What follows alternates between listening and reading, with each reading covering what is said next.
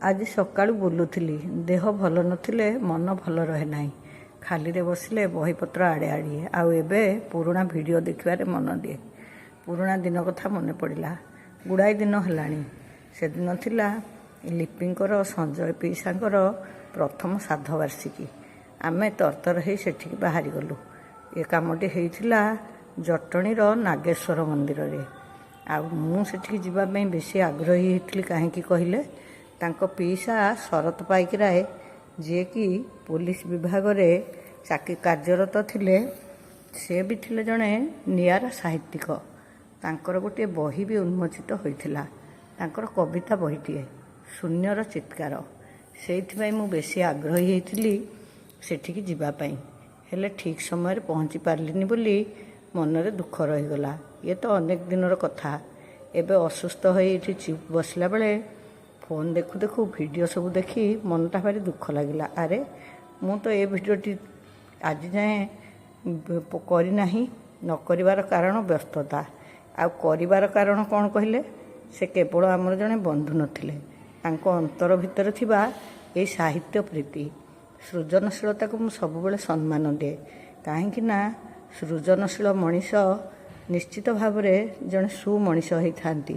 ସେ ଭଗବତ ସତ୍ତାକୁ ଅନୁଭବ କରନ୍ତି ବୋଲି ମୋର ବିଶ୍ୱାସ। ସେଇଥିପାଇଁ ମୁଁ ବେଶୀ ଆଗ୍ରହୀ ହୋଇ ଯାଇଥିଲି ତାଙ୍କ ବହିରୁ ଖଣ୍ଡିଏ ଆଣିବା ପାଇଁ। ଆଣିଥିଲି ମଧ୍ୟ, ପଢ଼ିଥିଲି। ଖୁବ୍ ଭଲ ଲାଗିଥିଲା କବିତା ସବୁ। ଆଉ ଯେଉଁଠି ତାଙ୍କର ପ୍ରଥମ ଶ୍ରାଦ୍ଧବାର୍ଷିକୀ ପାଳନ ହେଉଥିଲା, ଏଇ ତ ଦେଖୁଛନ୍ତି ତା'ର ଶୋଭା। ଭାରି ସୁନ୍ଦର ପୋଖରୀଟିଏ। ଆଉ ସେଠି ବହୁତ ମାଛ। ମାଛଙ୍କୁ ଖାଇବାକୁ ଦେଲେ ମାଛମାନେ ଆସି ସେଠି ମନ ଖୁସିରେ ଖାଇକି ଯାଆନ୍ତି। ଆଉ ହଂସ ବି ଖେଳୁଥାନ୍ତି। ଏଇ ସୁନ୍ଦର ପରିବେଶ ଭିତରେ ହଜି ଯାଇଥିବା ଜଣେ ସୁନ୍ଦର ମଣିଷକୁ ସପରିବାର ମନେ ପକାଇବା ବେଳର ସ୍ମୃତି ବାରମ୍ବାର ମୋର ମନକୁ ଆସୁଥିଲା। ଭାବିଲି, ଡେରି ହେଲେ କ'ଣ ଅଛି, ଭଲ କଥାଟେ ତ ଯେତେବେଳେ ବି କୁହାଯାଇପାରେ। ସେଇଥିପାଇଁ ଆଜି ପୁଣି ତାଙ୍କ ବିଷୟରେ କହିଲି।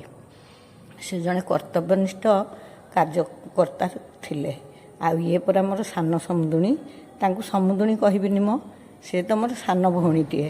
ବାଧ୍ୟ କରି ପୁଣି ଘରକୁ ନେଇଗଲେ। କହିଲେ ଘରକୁ ଟିକେ ଯିବା। ସତରେ ଯେ ଚାଲି ଯାଇଥିବା ସମୁଦିଙ୍କ ଘର ମୁଁ ଆଗରୁ କେବେ ଦେଖିନଥିଲି। ତାଙ୍କ ପୁଅ ଝିଅ ଆଉ ତାଙ୍କ ସ୍ତ୍ରୀ, ଯିଏକି ମୋ ସାନ ବୋହୂର ପିଇସି, ତାଙ୍କ ସହିତ ବି କେବେ ଅନ୍ତରଙ୍ଗ ହେଇନଥିଲି। ତେଣୁ ଖାଲି ମଣ୍ଡପରୁ ଫେରି ଆସିବା ମୋତେ ବି କାହିଁକି ଟିକେ ଭଲ ଲାଗିଲା ନାହିଁ। ତାଙ୍କ କଥା ରକ୍ଷା କରି ଆମେ ଘରକୁ ଗଲୁ। ତାଙ୍କ ପୁଅ ଉଦ୍ୟମ କରି ଏତେ ଶୀଘ୍ର ତାଙ୍କ କବିତା ସବୁ ଏକାଠି କରି ସଂକଳନଟିଏ କରିଥିବାରୁ ମନେ ମନେ ତାକୁ ଧନ୍ୟବାଦ ଦେଲି। ଏତିକି ତ ଆଶା ରହେ ପିଲାମାନଙ୍କ ଠାରୁ। ନିଜର ରୁଚିକୁ ସମ୍ମାନ ଦେଉଥିଲେ ଭାରି ଆନନ୍ଦ ଲାଗେ। ବହିଟି ପ୍ରକାଶିତ ହେଇଥିବାରୁ ଖୁସି ହେଲି। ଆଉ ଘରକୁ ବି ଆଣି ପଢ଼ିଲି। ପଢ଼ିଲା ପରେ ବହୁତ ଭଲ ଲାଗିଲା ଶୂନ୍ୟର ଚିତ୍କାର।